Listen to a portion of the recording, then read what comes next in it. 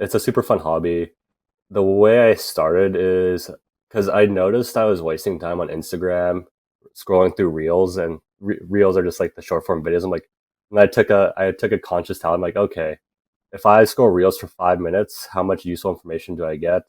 Not very much. So whenever I have the urge to like go through reels or do something that's not productive, I just train myself to take out chess.com and then play a quick like 5 minute game with a random person. And I found that just to be a much more productive part of my time.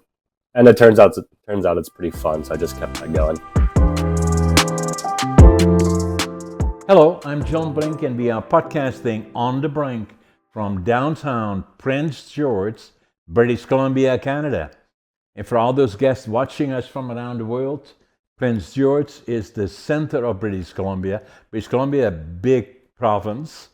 Most people are probably familiar with Vancouver or Victoria. We are about 500 miles or 800 kilometers north of Vancouver in the center, physical center of British Columbia, and east to west, south to north.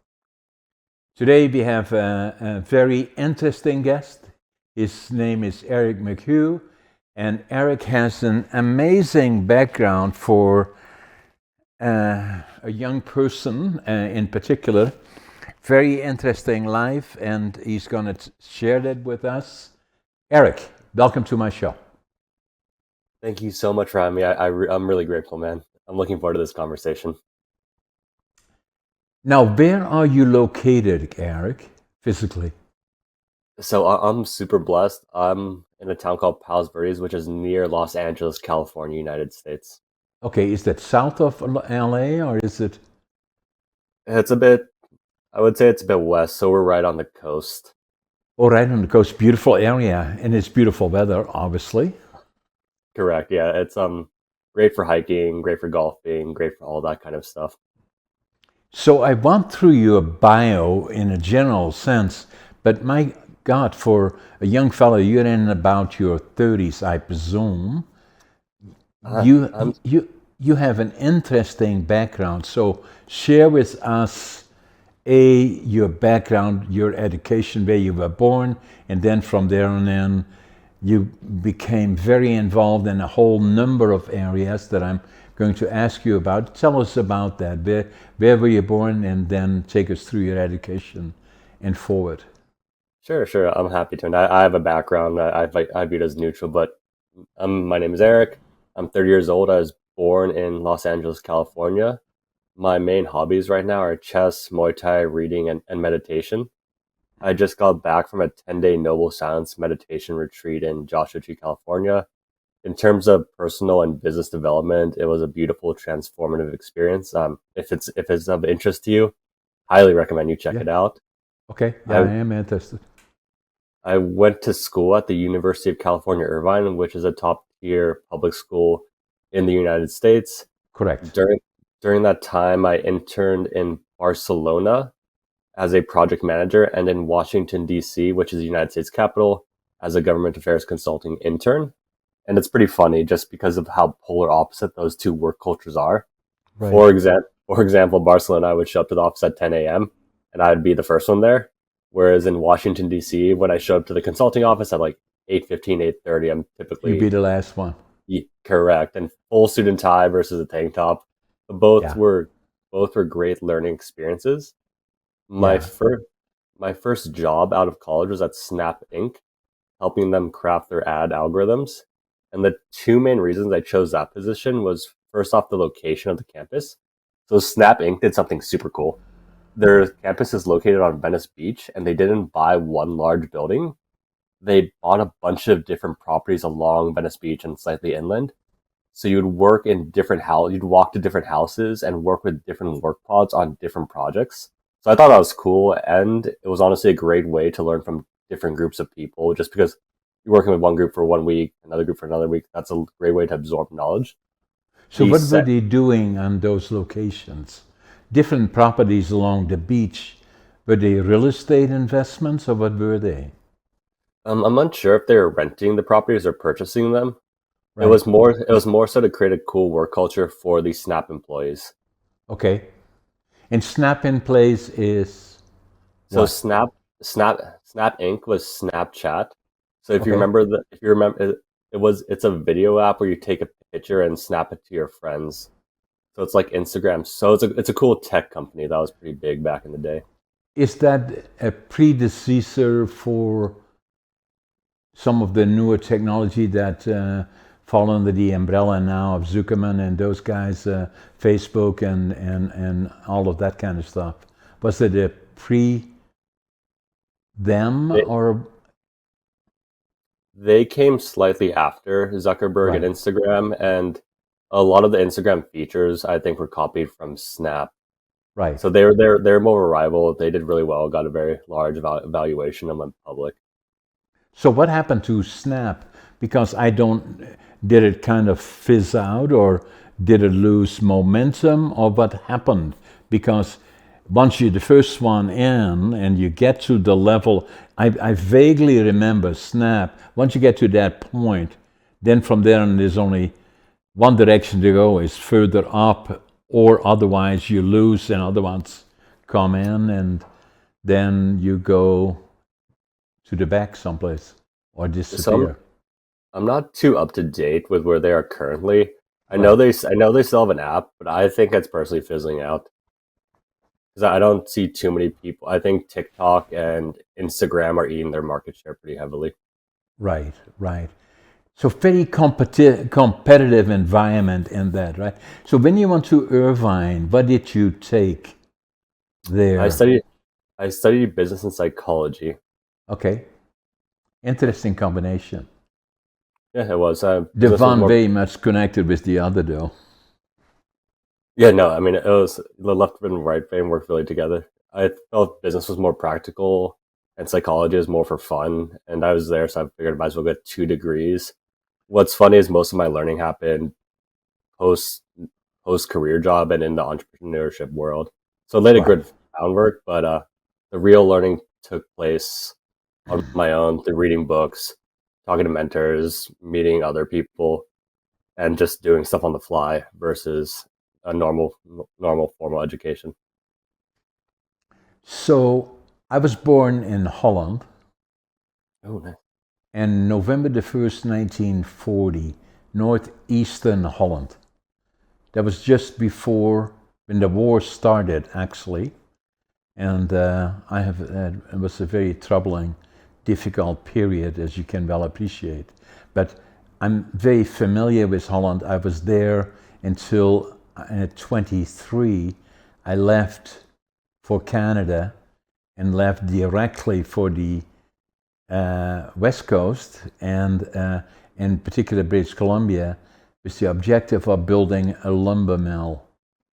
And I did that in a number of other companies. But so I'm interested in.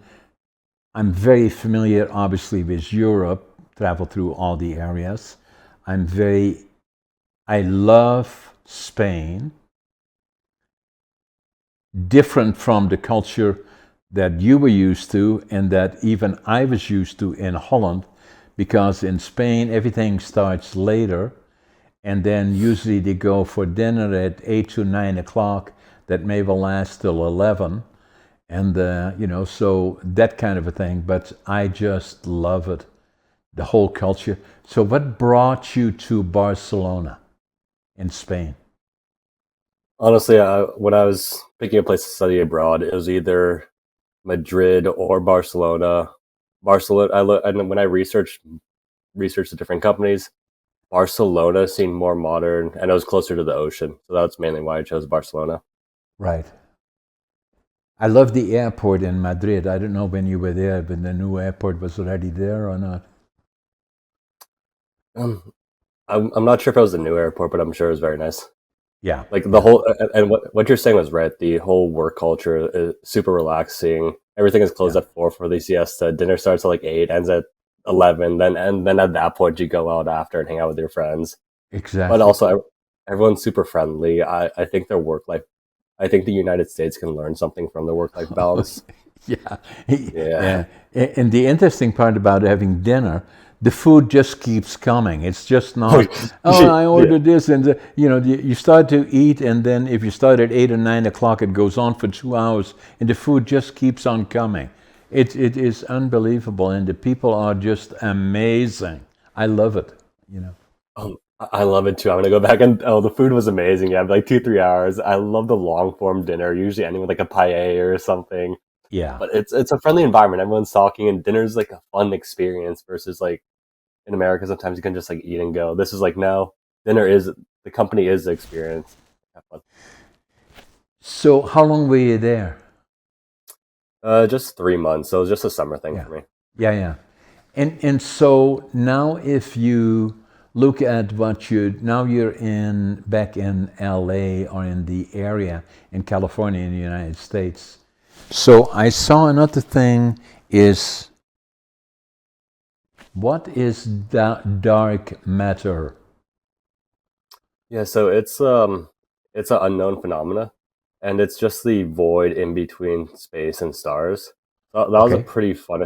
That's a pretty fun experience because my I'm very fortunate to have a very smart family. So my brother and my dad went to Carnegie Mellon, and my brother is an astrophysicist. So when he was doing his research with his team, they needed someone to help write reports, do some business stuff. So Right. that's where he reached out to me, and I got to go there, play with, play around with some of the coolest science equipment I've ever seen. So they use a super telescope called Illustris, and what it did was it would just map out the galaxy with projection, so you could see very far, and you can kind of project where like meteors are, planets are going, and all that stuff. Yeah, and the technology gets better all the time now, right? Oh my god, yeah, like, and that was years ago. I can't even imagine what kind of technology they have at this present moment. I'm glad they do, but I'm sure it's insane. Like I'm sure it's awesome to use. Puts a whole new perspective on where are we and what does it mean. We are just a speck, even less than a speck in the wide universe, right? Really.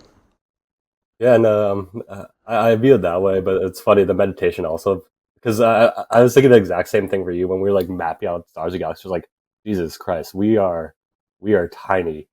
But then the Yeah. meditation brought me back to saying, okay, well, we are tiny, but we're technically made out of the same stuff as stars. So it's like the universe is the universe, but we're also the universe. So we're all interconnected somehow. Yeah, we are. So the other part that I saw about you is you like to play chess Yeah, it's and go ahead. oh, I just say it's a super fun hobby. The way I started is because I noticed I was wasting time on Instagram, scrolling through reels, and reels are just like the short form videos. I'm like, and I took a conscious thought. I'm like, okay, if I scroll reels for 5 minutes, how much useful information do I get? Not very much. So whenever I have the urge to to like go through reels or do something that's not productive, I just train myself to take out chess.com and then play a quick like 5 minute game with a random person. And I found that just to be a much more productive part of my time. And it turns out it's pretty fun. So I just kept that going.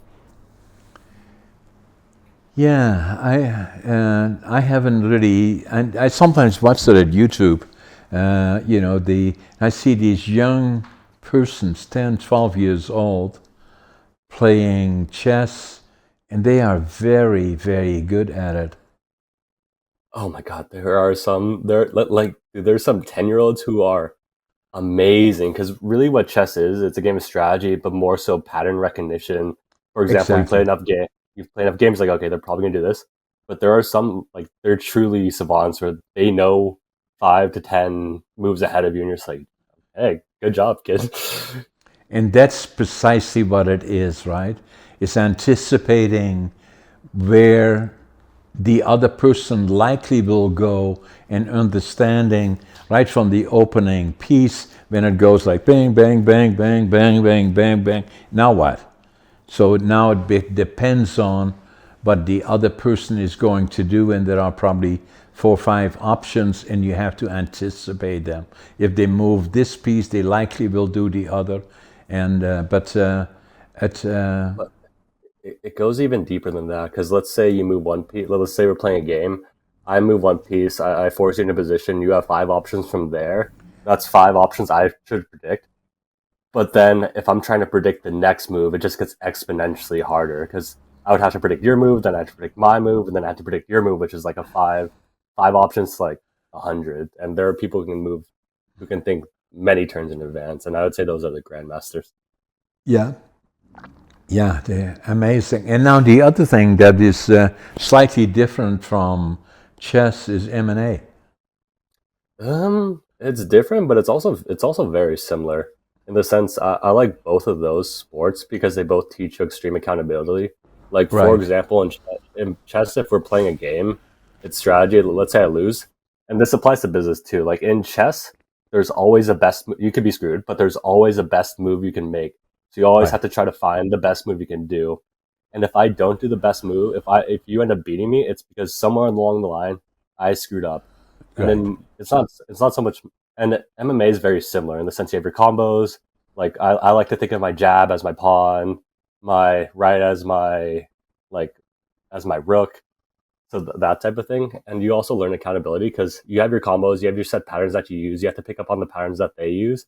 And Right. unlike chess, where you're punished by losing, you're also punished by if you predict wrong, you just kind of get hit, and that kind of Yeah, sucks. So you're just like, oh, I'm over that. it's a bit more painful, right? Yeah, No, I'm just it's not being bad. fun. I'm just being funny, So Yeah. On you know, it is, but it's a good feeling just because the gym lifestyle. Then no one's trying to hurt each other. Everyone there is super no, friendly. Everyone's there. We're all a team yeah, trying to get each other better. So yeah, and everyone in the gym is also super humble, which is a nice contrast from the VC world. Because in the yeah, gym, like you'll get humbled real quickly if you're not humble. Whereas in the yeah, VC world, people kind of talk stuff. Or the I think the gym is a great group of people. yeah. I was when I was in Holland. I was in the drafted into the Air Force when I was 18 for 13 months in Special Forces, and Ooh, so that was quite an exercise. And then the other part here, I'm into bodybuilding and physique. I think I'm the oldest competitive bodybuilder in North America at 83, and I'm training now to be again go to. So it qualified me Northern BC for bodybuilding and physique. That qualified me for the provincials. I came in third physique, second in bodybuilding. They qualified me for the nationals and for the Arnolds. And then COVID came, and so now I'm training again for competing, and probably starting the latter part of this year, and then in 25 when I'm nearly 85, again competing at the nationals and the Arnolds. I've already talked to Arnold. He said he'll be there, and we'll train together and take pictures together, do all those kinds of things. I'm actually writing a book. This is my number 4 book that I'm writing, and it's. I'll show you the title of the book. Can you see it? yeah, I love it. Living That's Young, awesome. Dying Old, and that's the You're you're a picture. le- Picture. you're a legend. Yeah, there's a picture of Yeah. me on that. So this one will come out, and when I'm this not it's down on next year, this year in July, So and then I've done 3 other books, and I'll share it with you a little bit later. I want to know a little bit more about you because now you were at Irving. You took psychology and business. And then, so what did you do with the business side? Because you worked for a number of companies on certain projects. Tell us a little Yeah, bit about that. uh, I'll dive in, but I also want to give you a shout out for being that healthy at 83. That's honestly legendary, and congratulations. But Well, thanks. after, yeah, no, like honest, dude, it's insane.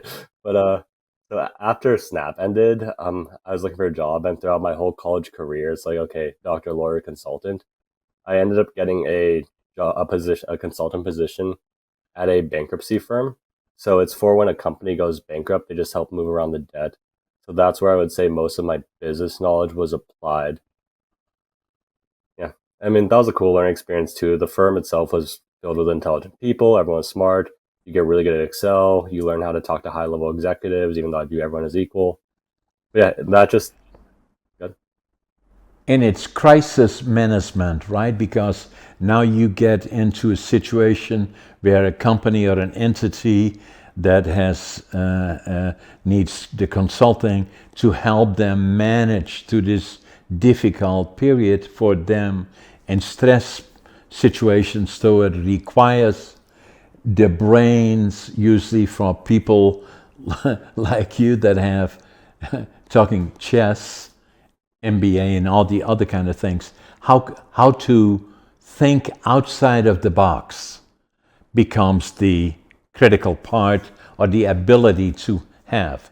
It's as you were saying earlier, you learned a certain number of things at Irvine, which is an excellent university, but what really will give you the skills that you need in life is things that they don't teach at Irving, and that you can use it as a foundation, but to acquire that skill to see the other things outside of that box that are opportunities that you can incorporate into creating opportunities, or resolving issues or problems, and become innovative. And if you're into situations like that a lot, then you become very, very good at recognizing difficulties and opportunities to resolve them. Yeah, no, you're exactly right. Because there are, and to your point, the schooling is what laid a good foundation. It teaches you the skills you need to succeed, but the real skills you learn are in real life situations, going through different problems, trying different things, optimizing different processes, and then figuring out what works best and running with that. And the consulting was an interesting job because the company itself, they're already going through a tough bankruptcy process. So you have to move around a bunch of debt. You have to make sure everyone gets paid. You have to deal with a bunch. And honestly, the most important skill I learned there wasn't on the business side, although that was really important. It was on the customer service side. So we help deal with moving their debt around. So sometimes, like when a Fortune 500 company goes bankrupt, they obviously owe a lot of people a lot of money, and they have to sort that out. So sometimes as the consultants, we would help them deal with their creditors. So learning to deal with creditors like that, it helped me learn empathy for the people. Because yes, to me, it would be just like a number, like a form or a situation. But when you actually talk to them on the phone, like they're a real person. They're really just trying to get their money back. They're going through their lives, like they're going through stuff in life. They may need this money, they may not need this money. So that was a crash course in empathy, and that itself was incredibly valuable. Your psychology training at Irvine helped you there, in my opinion, Eric. Again, from a foundational perspective, further fine-tuned by dealing with crisis situations, and then having good people around you while you were going through the learning process. And those particular periods are invaluable, because those are the situations that then develop that skill set that you need as you go further, and whatever direction you go, all of that will become very, very valuable. I just want to tell you a little bit about my background. Is that Please do. as I already told you, I was born November the 1st, 1940, and during the war years was tough. And my dad was drafted into the Dutch army. Obviously Germany had invaded the Holland and a big part of Europe. And the last time that he heard from him, he was caught in Rotterdam during the bombing in April of 1940, and destroyed most of downtown Rotterdam. And killed thousands of people. My mom was bringing up, I had one sister 1 year older than me and brother 2 years older, and I still remember the war years when I was 3.5, 4 years old, hundreds of bombers in the air, hundreds of them, as part of the Allied forces that were trying to submit Germany into giving up or capitulating, and they were being bombed by day and nighttime bombers, hundreds of them in the air, and a lot of them came over the area where we lived because they were trying to stay over water as long as they can to avoid flak. And and my mother would take us outside of the house day and nighttime, because not to just look at the planes, but she felt safer outside than inside. And in the distance we could see cities burning, or we see the whole sky being red. And again, remember that we were northeastern part of Holland, about 10 minutes away from the German border. So all those cities attached or close to the North Sea, access to Germany, Hamburg, Kiel, Wilhelmshaven, Bremen, all those places that were where there were factories building equipment for the war years were being bombed. So the whole sky would be red. And then we were liberated by the Canadian Army April the 12th, 1945. I still remember that well, and I was so impressed by the Canadians that liberated us that I always knew I would go to the land of my heroes, Canada, as soon as I could. And, and I did finally when I was trying to go when I was 17, but then was drafted in the Dutch Air Force, and then one when I was 23. But I still remember, even when we were in 1944, 45 was the hunger winter in Northern Holland. A lot of kids died and older people that were vulnerable because of lack of food. It was the coldest winter on record. And it was very, very cold. I can still feel the hunger now, even nearly 80 years later, when I was 4.5, 5 years old. And then we as kids, we would go in the mornings with gunny sacks into the railroad yards, my brother and sister and myself. And the reason that we did, to pick up anything edible and burnable, the reason that we did is because the Germans would kick us in the behind but wouldn't shoot us.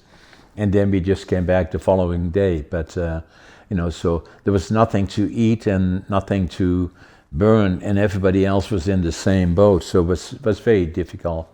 So then obviously at the liberation, by the Canadians of that part of Holland, we saw far too much that we should not have seen. Bodies that were shot, and bridges, was a bridge in front of our house that was blown up to slow down the Canadians behind the Germans as they were getting closer to their country again. And so all of this stuff stayed with us, and I still, even now, still have an effect of PTSD, as well as the fear of losing the parents, my mother in particular, that was the only one there for us, and everybody else had the same issues, and got counseling for the inner child actually well into my 50s. And so the other part, a little bit about me, is that I was not very successful academically. I failed grade 3, and then I failed grade 7 3 times. And then they said, what are we going to do with this guy? Do we send him to the mentally challenged school, or should we try to find him a job or a career, in some form or fashion? So my dad was in managing a small lumber company. My grandfather had been a master carpenter. So they decided to send me to a furniture factory. I was not even 14 then, I was still 13. So I started in a furniture factory, and then in the evenings I would go to a class and to become a furniture maker.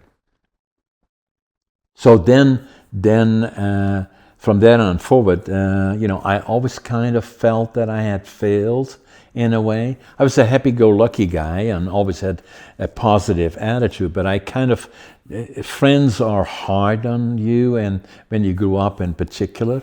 And so the friends that were with me in school had gone to college and on to university, and I became a laborer. I'm proud of that today. But then it was a little bit difficult, and I kind of felt I was just as good as they were, right? So, and I had to prove that to me, to nobody else, just me. So I wanted to go to Canada, and so then decided to go, and and already was successful in Holland, even then already, considering my background. But then wanted to go to Canada, so I got to the Canadian Embassy. I got permission to become a landed immigrant in 1965 at 23 years old, and had a suitcase, took 2 sets of clothes, 3 books, and I took $150 Canadian dollars from Holland to come to Canada, and my dream was to build a lumber mill. And so by the time I got, and I knew Western Canada in particular, that's where all the forest is, and BC, and and so I flew into Montreal, then took the train to Vancouver, and then in Vancouver I couldn't speak the language, didn't know a soul, didn't have a job. So I went to the immigration office, and fortunately there was a German fellow there. I could speak some German, so I told him what I wanted to do, and he said, go to Prince George. That's where they're building sawmills and pulp mills and plywood plants. That's where the opportunities are. So I did. And so I'm in Prince George today, as I shared with you earlier, is that I can still probably, from here, about 3-4 blocks from me is the Greyhound station where I arrived in July of 1965. And I had my suitcase and my 3 books and my 2 sets of clothes, and I counted my money at least 3 times, and I had exactly $25.47. But what I had in abundance is I had attitude. I'm always positive. No matter what happens today, I know tomorrow will be better. I had passion. If I do something, I give it 150%. And then I had work ethic, and I work harder than anybody. What will follow is success. So my employees made this for me, actually. And so coming here that's what I had. And then fairly quickly, I had to get a job. I had a cash flow issue, obviously. And the same evening, I had my suit on, gray pants, double-breasted jacket, white shirt, a tie, and then my suit and a raincoat, typical European. And then I had my suitcase, and they found me a job about 70 miles south of Prince George, because I wanted to work that evening. So I started to a little sawmill, and I went on the green. I hitchhiked down there because I thought there'd be buses, but that's not how it works. See, they come maybe once, twice a day. So I hitchhiked. And that evening I started piling lumber on a green chain in my suit and my double-breasted jacket, my shirt and my tie. And there was a plywood plant, at least 200 people worked there, and every single one had to come and watch this crazy guy that is piling lumber on the green chain in his suit. And I took my tie off the first coffee break, but I had a whole different program that they would not realize that I was there because I was going to build a mill. There was no question about it. It's not if, but when. So I did that, but within a year and a half, I was a superintendent in Prince George of one of the largest mills, and within 2 years, I owned part of a sawmill here already. And then from there on in, I started the Brink group of companies, in Brink Forest Products, the company, one of the companies that I own right now, and in Prince George, right from the ground up. And today we have 3 different silos. The one is lumber. We have 3 mills. The other silo is warehousing, distribution, and logistics, and the other silo is real estate, residential, commercial, and industrial. And then, and all along the way, even already at the time that I was successful in building my own company, everybody would say, "Hey, John, you're so lucky, you do so many things, and you're so successful." I didn't feel that way. Even then, I didn't. So, and then one of the things that happened to me is that in 1997, January, now I was here already for 32 years. I walked into a store and I found a book. I still don't know why. And the book's title was Driven to Distraction. I opened the book, still don't know why I did that. I still have the book. And it talked about ADHD. I had never even heard of it. And I said, oh my God, that's me. And I wrote in the book in Dutch, now I finally know who I am. And it was written by Dr. Halliwell. And then I started, looking at Google about ADHD, and the more I found out about it, the more I was sure this is who I am. There was no question in my mind. And then it took me 5 years, now I was then 62, that I walked into my doc's office, who was a personal friend, had delivered our 2 daughters, and he said to me, hey John, why are you here? I said, I think I got ADHD. So we checked it out, and yes, I do. And so then the more I found out about it, the more I thought, interestingly enough, that probably 8% of the population are affected by ADHD. And the more I found out later in myself, it's a superpower. It allows me to do things. See, even today, they say to me, you do all these things. You're podcasting, you're writing books, you run 10 companies, you are on the speaking circuit, and all of those kind of things. How do you do all of that? I say, ADHD. And then the other part about it, Eric, I start speaking it more about it because it is a superpower. So then I felt I had to write a book about it. So I did that. ADHD Unlocked. And very popular, actually. And and I wrote the book as from an ADHD mind, so you can open it anywhere, go in either direction, and it's always interesting no matter where you start. So, so this is the one that I did. And then the other one that I did, is just sharing this with you, is that kind of made things clear in my mind. Now I knew where my difficulties were academically, that a lot of times I was sitting in school, I was absolutely not interested in what they talked about.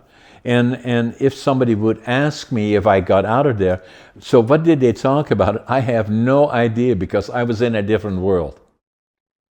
And so the other part is that, again, coming back to people saying to me,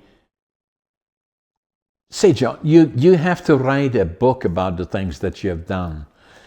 And I thought about it, I started writing books is not easy, as you likely know. And so I thought about it, now I thought, if I don't do it now, by then I was 77 or so, then it will never happen. So I wrote a book, and this is the title of the book, Against All Odds.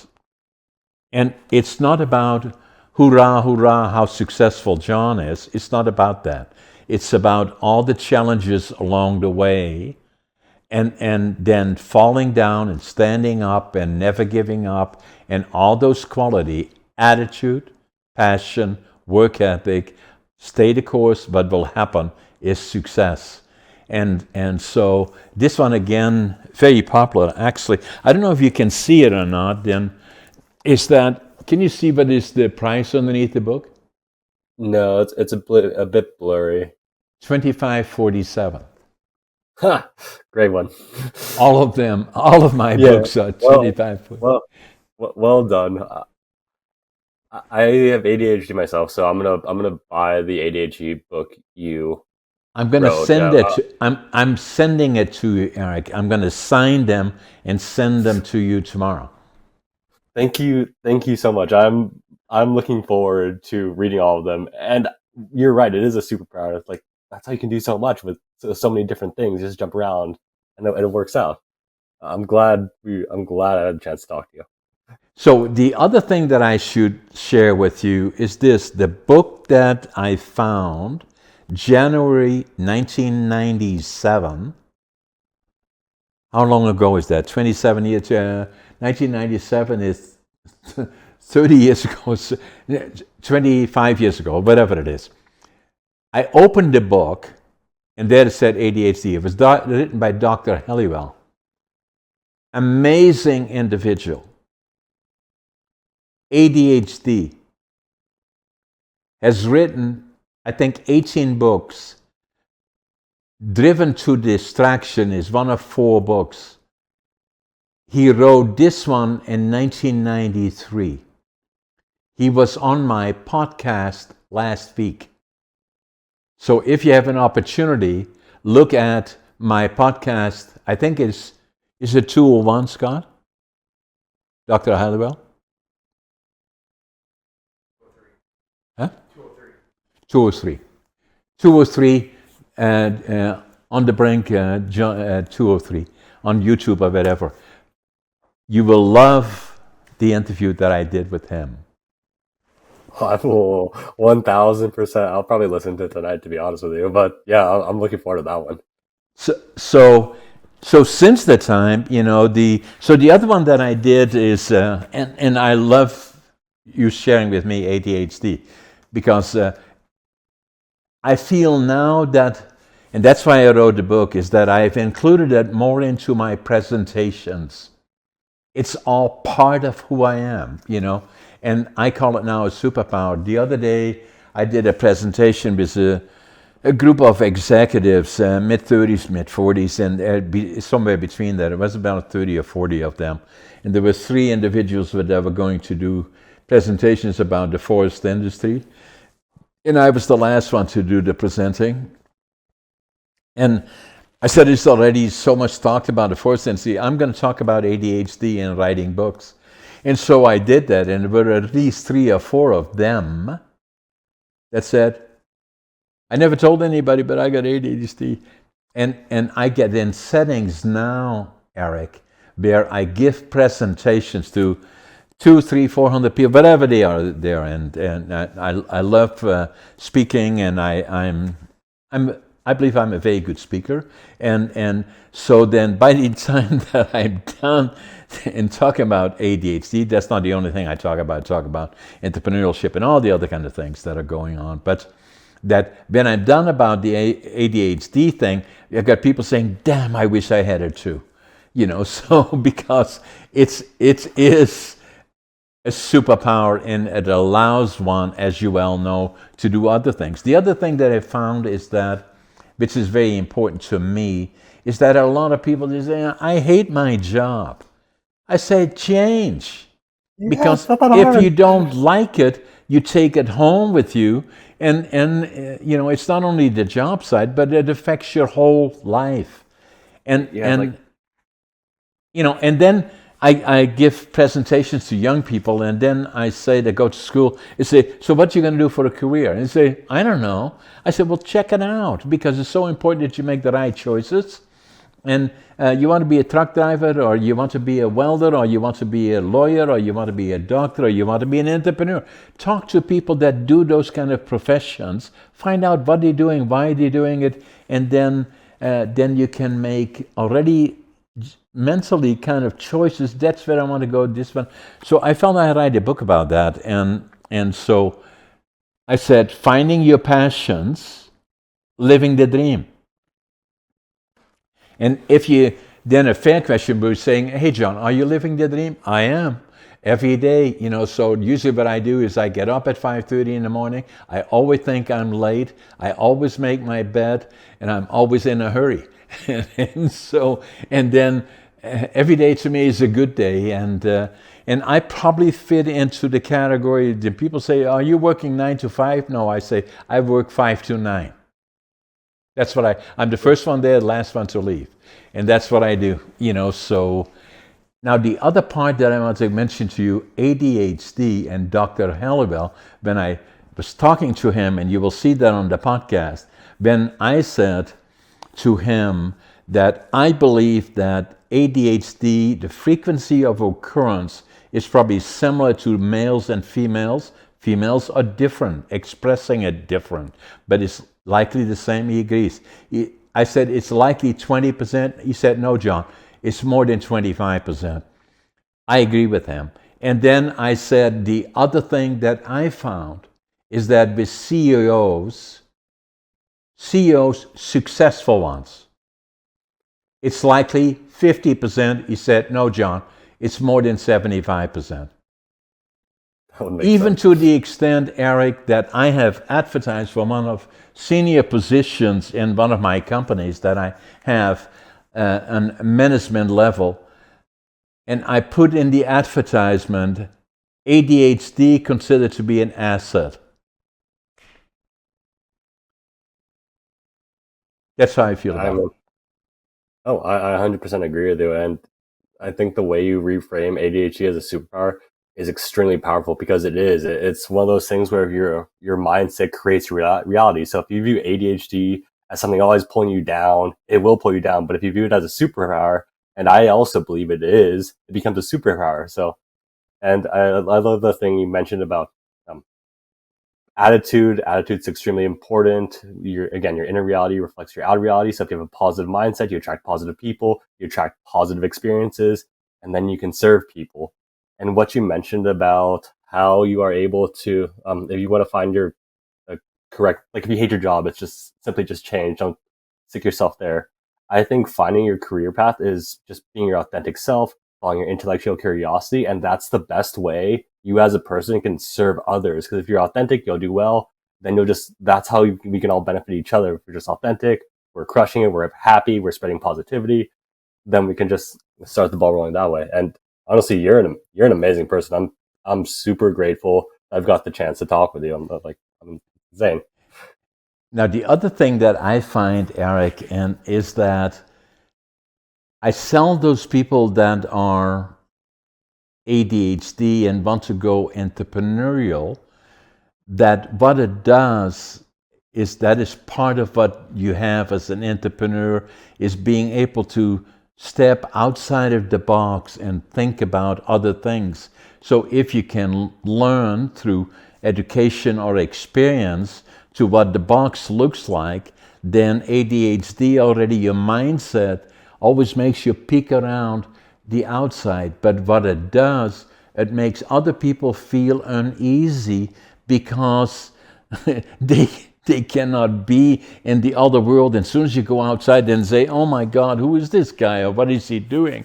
But they tend to be quite successful, and especially when you go outside of the box. And the examples are all around us, right? So and that's the benefit of ADHD and the ability to think outside of the box, and to and then the other part is obviously, as I said, attitude, passion, work ethic. I do not tolerate negative attitudes. So now I say, that's not part of Stick my life. I don't want to get involved in that. So negativity.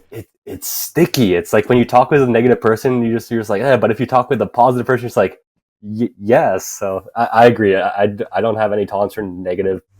Like I wish them the best. Like I'm wishing them all the happiness in the world, but it doesn't align with my current lifestyle. I like to be positive. I like to surround myself with positive people. I think that's the best way I can serve others.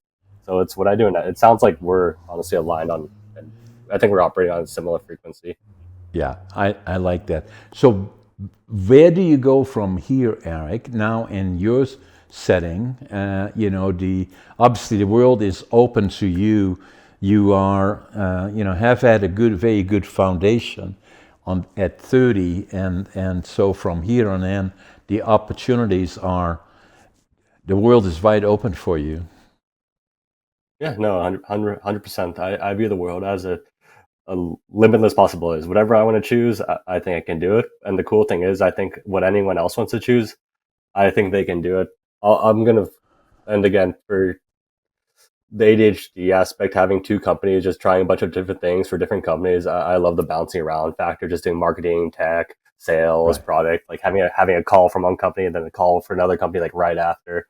I think that's Yeah. fun. Yeah. What's next in the immediate future is I'm just gonna grow. There are different stages, but I'm just gonna Yeah. grow both companies with the intention of just helping people in different Yeah. ways. Yeah. And then even if then on the other side of the spectrum where I'm at 83 and saying, people ask me, say, hey John, when are you going to retire? I said, well, when I'm old. You're young, man. So You're and young. so I'm still intend to double my companies. I'm very involved and love tech, including podcasting, obviously, but all the other things. I'm looking at setting up a platform. I got lots of ideas where I want to go and what I want to do. I just have to make sure that I stay fit physically, mentally, go to the gym, make sure that you're careful with your diets, in terms of eating the right food, Um, let, let, let me add to that because obviously health is wealth. You can't do well if you're not feeling good. So your diet is Exactly. your food, but I also include the content you consume as part of your diet because if you think of us like software, we're just downloading whether it be Instagram Reels or podcasts. So if you're conscious about your content diet, I think that can pay major dividends. So, like for example, the podcast 201 or 203, I'm going to listen to that. That's part of my diet.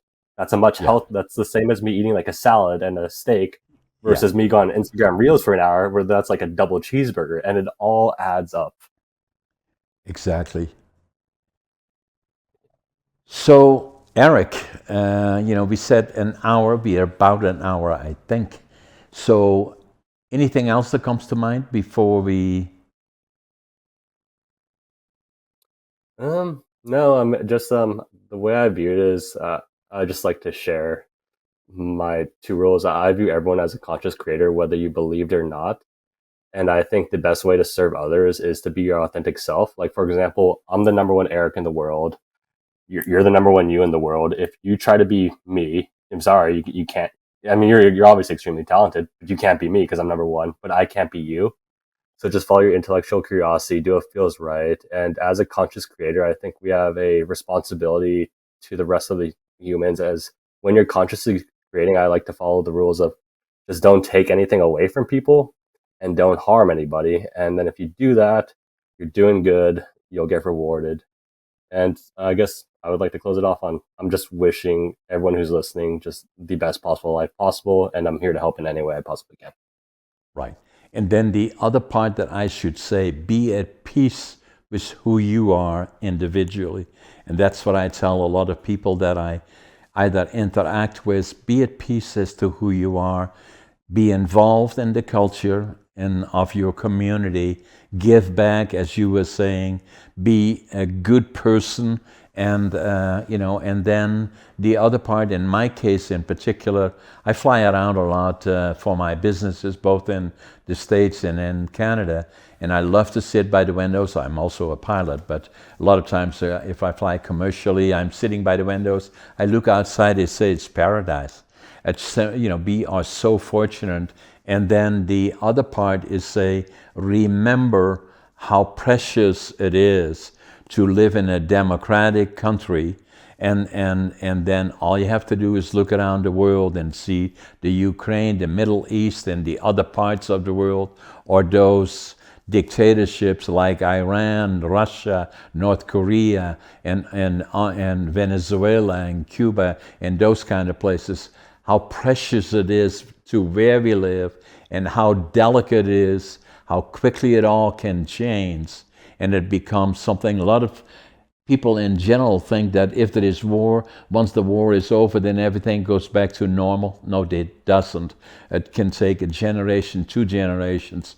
So be proactive in protecting democratic countries, and they are maybe not always perfect, but protect those. And I believe a lot of times people forget about that and start pushing towards potential dictatorship. I said, no, that will not be good. So be involved and protect to what we have and be thankful for what we have. Yeah, no, in terms of being thankful, I view everything in terms of like energy and frequency. So if you're happy, like for example, shame, anger, guilt, all that stuff, they're low frequency. They resonate between like 50 and 200, whereas love is at like 550 or something along those lines. So if you're in the Exactly. frequency of love, it's like a radio tune. You attract that similar people. But a very Exactly. high frequency is gratitude. I find that gratitude is the key to everything. Just think about it, like you can't be thankful and sad at the same time. You can't be thankful and mad at the same time. So just be thankful. It's like I wake up every in the morning. I'm just like, look, my arms, both my arms work. That's my first thought. It's like my arms work. It's amazing. If I want to go Exactly. downstairs, I can get a cup of water. Not everyone can Exactly. do that. And then I go through the Exactly. day like that, and then just good things happen. Exactly. Eric, it was a pleasure to have you on my show. Let's make sure we stay in touch. I'm going to sign the books and send them out to you. And, let's stay in touch. Yeah, no, I'm super blessed to have met you. Thank you so much, and we'll stay in touch on whatever form of communication is easiest for you. Okay, sounds good.